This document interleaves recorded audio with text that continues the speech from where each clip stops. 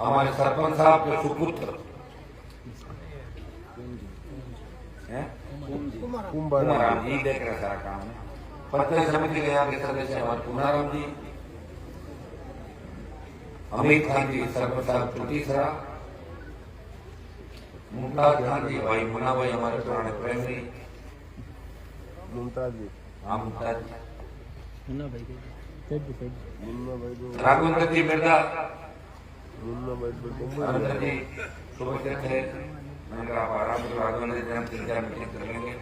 हमारे प्रधान नागौर के जो बहुत शर्मिल है श्रवण जी, हमें तो उदास रहते हैं, पता नहीं आज इनकी बात करनी पड़ेगी, उदासी क्यों नहीं आती।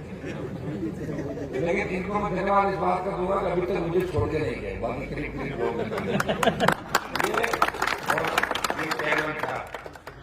सुभाष जी कंदोई आरएलपी के राजस्थान के एकमात्र चेयरमैन मूलवास रामा करो गोविंद करवाजी पटे भाई, हमारे हनुमान जी बांगड़ा जो भी चुनाव के लिए स्पेशल पार्टी ने अध्यक्ष बनाया, कांग्रेस पार्टी ने इनको देखा। अखाराम जी बागड़िया पूर्व प्रधान, सम्मानित मंच, उपस्थित मौजूद बुजुर्गों, नौजवान साथियों, मेरे छोटे भाई, बाल वाकर तो ठाकुर साहब लग रहा है बहुत समय बाद वोट की अपील करना है, काफी लंबे टाइम कर रहा है। और ठाकुर साहब के पिताजी के और मेरे पिताजी के बहुत गहरी दोस्ती थी, भाइयों के साथ रहते थे, ये बात किसी छिपी नहीं। और बाबा का नाम आते हैं हमारे जैन के लोग बात सबसे पहले आती है, पुराने किसी परिवार सुनते थे। और आज भी वो दोस्ती हमारी बरकरार है, चाहे कोई किस पार्टी में रहे, लेकिन जब वक्त पड़ता समय आता है तो निश्चित रूप से एक दूसरे की मदद करने के लिए तैयार। मैं इनको धन्यवाद दूंगा सरपंच साहब को कि सारे समाजों का ध्यान रखते हैं यहाँ पे, तो विशेषकर सारे सर्व समाज के अंदर लोकप्रिय है और सारे मिलजुल आप लोग रहते हैं। खुशी की बात है क्योंकि हमारा देश प्रदेश जब भी आगे बढ़ेगा जब हम मिलजुल के सारे लोग आगे बढ़ेंगे। और बड़ी जातियां जो भी वो हमारी पिछड़ी छोटी जातियां और जो संघर्षशील कर रही है हमसे पीछे, उन भाइयों को भी सत्ता की तरफ साथ लेके चलेगा, उंगली पकड़ के, तब ये देश अपना गाँव में जाके। वैसे नागौर पहुंचते जब भी आता हूँ या तो लोकसभा का चुनाव मिलता हूँ, दूसरा कोई होता है। अब की बात तो नागौर में अपन मिलते ही रहे थे, आज कुछ थी नहीं, पर्दे के पीछे से हाथ मिला रखा था हम लोगों ने, बीजेपी से कांग्रेस पार्टी। तो इस बार इंडिया अलायंस के अंदर ओपन सारी बात हो गई। लोग ये भी कहेंगे, बच्चे सोशल मीडिया पर डालते हैं, मुझे इतना मेरे पे डालते हैं कि हनुमान जी आप मतलब कई बच्चे नहीं समझते, मुझे जानते हैं, कहते हैं कि आपने एनडीए क्यों छोड़ दिया। मैंने एनडीए इसलिए छोड़ दिया कि मेरा वतन टूट रहा था, किसान तकलीफ में थे, अग्निपथ योजना आई, सेना को ठेके में दे दिया, मैं आपको क्या जवाब देता बताओ मुझे। इसलिए एनडीए छोड़ के सड़क पर आया, संघर्ष किया, किसानों को 3 बिल वापिस हुए और सेना को जो ठेके में दिया, पहले 25% अग्नि में रखे 75 वापिस भेज देने की बात थी। जोधपुर की रैली लोकसभा और पार्टी मीटिंग में बार बार जब मामला उठाया तो राजनाथ सिंह जी से वैसे संबंध रहे शुरू से पार्टी में था पहले, उनका आप लोग क्या चाहते हैं, मैंने तो खत्म चाहते हैं, तो खत्म करो पूरा। तो मेरा हाथ में नहीं है, लेकिन मैं इतना कर सकता हूँ कुछ वापिस को बढ़ा सकते हैं, तो 50% वो रखे और 50% को वापिस भेजे। 25 का राइडर खत्म किया, लेकिन देश का नौजवान पूर्व की भांति सेना भर्ती लेनी चाहता है। अगर ये अग्निवीर अग्निपथ रहा तो रेजिमेंटें खत्म हो जाएगी, और रेजिमेंटें खत्म हो जाएगी तो हमारी जो रेजिमेंट जिस धारे के साथ रखती है, Jat regiment, Rajput regiment, Rajputana rifle, Sikh regiment, Dogra regiment, जितनी भी रेजिमेंट है वो एक नारे के साथ जब युद्ध होता है, जब लड़ाई होती है, जंग छिड़ती है, तो अपना खुद का रेजिमेंट का नारा होता है, उस नारे के साथ रेजिमेंट आगे बढ़ती है। रेजिमेंट ही खत्म हो गई तो क्या मोदी और अमित शाह बॉर्डर पर लड़ेंगे क्या 2 दिन जाएगा? अभी तो बताओ मुझे, इस तरह देश को किन हालातों का साथ छोड़ रहे, बेरोजगारी का हालात, सिर्फ धर्म के नाम से पेट नहीं करेगा। बच्चों की बात अच्छी तरीके से सुनना, अगर तुम नजदीक जाके रहोगे, मान सम्मान स्वाभिमान रखना है तो आपका एडजस्टमेंट नहीं हो सकता, और मान सम्मान स्वाभिमान नहीं रखना थैला उठा के कोई नहीं घूमने, कौन मना करा? ज्योति पहले राहुल गांधी का इनका थैला उठाती थी, अब उठा के थैला वहां उठा के चला जाए, मुझे हमेशा कहा। और नाथुराम नहीं मिलता, पूरे जीवन को बीजेपी को गाड़ी देते थे और ये उसी जगह चली गई, कमल के फूल को लेकर वो लेके चली गई। तो भाइयों, हमें इतना ही सोचना है कि 5 साल जब ये एमपी थी, नागौर के अंदर 1 रुपया विकास का नहीं आया। एक बार लोकसभा में खड़ी होकर नहीं बोली कि मैं छोटे भाइयों के लिए करूंगी, मैं जिले के लिए करूंगी, किसान के लिए करूंगी। मैंने जो हाजिरी का रजिस्टर बना कर देखा था, इसकी तो हाजिरी भी बहुत कम है, 40-45% हाजिरी, बाकी हाजिरी कहाँ थी? विदेश यात्रा घूमते रहना, हमारी हाजिरी 99%। भूखे प्यासे रात को वहां दिखा, नहीं पढ़ो, चिंता मत करो, जैसे आगे चलते चलते उतर जाता हूँ, अभी पढ़ने अरे बैठ जा, बैठ जा, अरे बैठ जा, बैठ जा। 5 साल लोकसभा में जाने के बाद और 4 बार विधायक बनने के बाद राजस्थान की विधानसभा में अकेला लड़ता रहा। और वसुंधरा जी से अगर व्यक्तिगत लड़ाई किसी ने लड़ी और लड़ाई अंतिम समय तक लड़ी, मेरी लड़ाई का ही परिणाम है कि वसुंधरा गई और भजनलाल आया निकल गया, आया नहीं?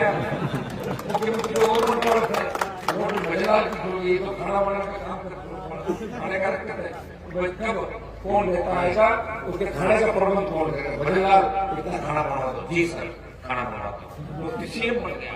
इसे किसी की भी नौकरी, इसलिए आप लोग निराश मत हो, कोई भी व्यक्ति कुछ भी बन सकता, पूंजी आपको बड़ी नौकरी लग सकती है। यार आप लोग मेहनत की, भजनलाल जी बिना मेहनत के सीएम बन गए, ये भाग्य की बात है। और मैं कितने टाइम से घूम रहा हूँ, 20-25 साल से मंत्री में बनना नहीं चाहता, और दूसरा मामला मेरा बैठ नहीं है, मुझे लड़ना है, कम से कम लड़ने तैयार तो करा। मेरे वो मंच है राजस्थान के अंदर, 5-5 लाख की भीड़ के अंदर आधा घंटे में नौजवान नेताओं के भाषण कराता, हर जगह के नेता तैयार कर रहा हूँ। अब रेक नहीं रहा उनकी मर्जी, मैं तो तैयार करके उनको ब्रांडिंग कर देता हूँ, उनकी ब्रांडिंग करने के बाद भाग जाता है, कांग्रेस भाग जाता है, कोई भाजपा में भाग जाता है। ये और जब 5 लाख भर के वापिस कर बैठा, हम वापिस ले हमारे वो तकलीफ अंदर फिर ले लेता हूँ, क्या करूँ बताऊँ, मेरी मजबूरी। पार्टी बना के चलाना वोट लेना था, इसलिए राजस्थान में किसी नेता ने पार्टी नहीं बनाई। उनको पता था कि पार्टी बना के इनको मजबूत करने में समय लगेगा, लेकिन इतना कह सकता हूँ कि आने वाले समय के अंदर 5, 10, 15 साल का जो समय अगर राघवेंद्र जी, या भी तीसरी पार्टी की निर्माण राजस्थान में होगी, तीसरा मोर्चा राजस्थान निश्चित रूप से बनेगा, क्योंकि मिला जुलेगा खेल करता है तो नई क्रांति आती है, नए नेता का उदय होता है। राजस्थान के कोने कोने से जब मैं विधानसभा चुनाव के अंदर घूम रहा था, इतना पब्लिक का समर्थन मिला, लेकिन आपको पता है जब गाड़ी चलती तो उसमें डीजल की होती है, स्पीड से डीजल खत्म होती बंद हो जाती है। तो हमारे पास संसाधन नहीं थे, कुछ हमारे पास ऐसे लीडर नहीं थे, अलग अलग जाति में ड्रेस जो दिखा के हमको ड्रेस है, सेकेंड थर्ड टीम की वो तो थी, बड़े नेता नहीं। हाँ, ये काम मैंने जरूर किया, कई ऑपरेशन कर दिया, कुछ ये कर दिया, वो कर दिया, खुद तो जीत के एक ही सीट आई मेरी, पिछली बार 3 थी, 1 पे आ गया, वो ज्यादा जरूर मिला था, मैं वोट बाहर मांग रहा था और मेरे लोग नुकसान करके मेरी कौंसिल।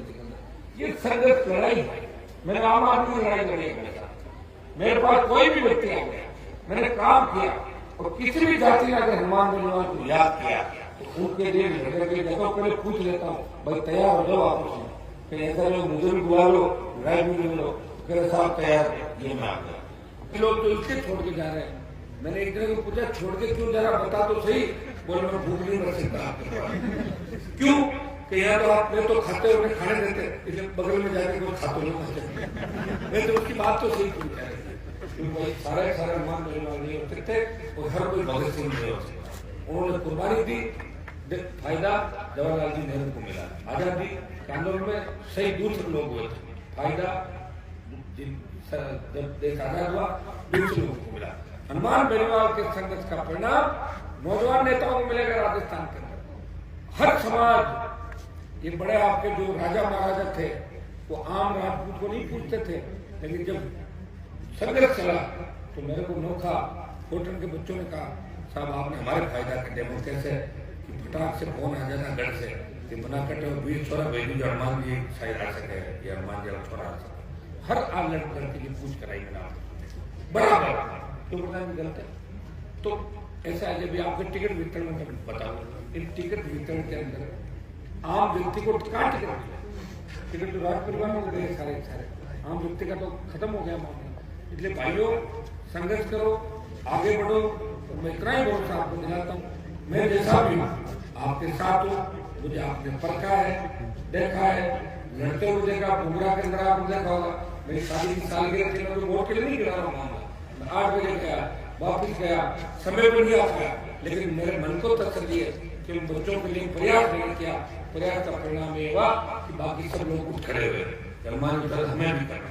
तो कई किसी को पहल करने की आवश्यकता है। नागौर में मैंने पहल की, परिणाम अच्छे होंगे। अब नए लोग अपने आप बताएंगे, हर जाति के नए लोग आएंगे, नागौर का निर्माण होगा, नागौर आगे बढ़ेगा, नागौर को विकास के नए आयाम मिलेंगे। इतना ही भरोसा दिला सकता हूँ। ये जंग ज्योति बेटा हनुमान बेरवाल की जंग नहीं है, ये जंग लोकतंत्र को बचाने की जंग है।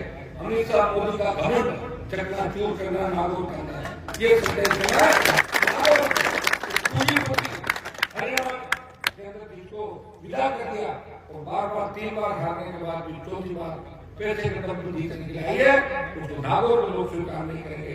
नागौर के लोग ही तय करेंगे कि दिल्ली पहुंच जाएगा। वो अपने भाई हनुमान बेनीवाल को दिल्ली भेजेंगे, न कि उस उम्मीदवार को जिसका न कोई अता न पता है न कोई नंबर है। इसलिए मेरे हिसाब से तो ये जंग मान सम्मान और स्वाभिमान की लड़ाई है। और मान सम्मान स्वाभिमान की खातर हमारे लोगों ने कुर्बानी दी, हमारे लोक देवताओं ने गायों के लिए अपने प्राण न्यौछावर किए। गाय करते इतिहास हमारा है और इतिहास को दोहराने का समय आ गया है।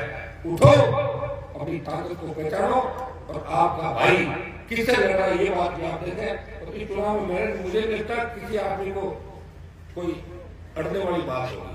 सीधी फाइट है, सीधी फाइट में मदद नहीं कर दो, आपको कुछ जान नहीं रहा। भाई कई बार क्या होता है कि जाति के कैंडिडेट आमने सामने हो जाते हैं, तब लगता है मेरे जाति वाले वोट डालो, होता है लोग आगे मांगते हैं, पूरे नहीं। अब पूरे मेरे वोट में मेरे लोग 80% 15% चले जाएंगे। तो इस चुनाव में आपके लिए ये भी नहीं है, आप सब लोग ये तय करो कि हनुमान जी ने जीवन के 25 साल नागौर का सम्मान बढ़ाने के लिए देश में दिए। तो इस बार हनुमान जी को सारे वोट देकर दिल्ली भेजेंगे। ये तय करो, मैं आपके लिए तैयार हूँ और आपके इलाके का विकास करेंगे और सबको साथ लेकर चलेंगे, ये बहुत समझ जाता हूँ। बहुत बहुत आपको धन्यवाद।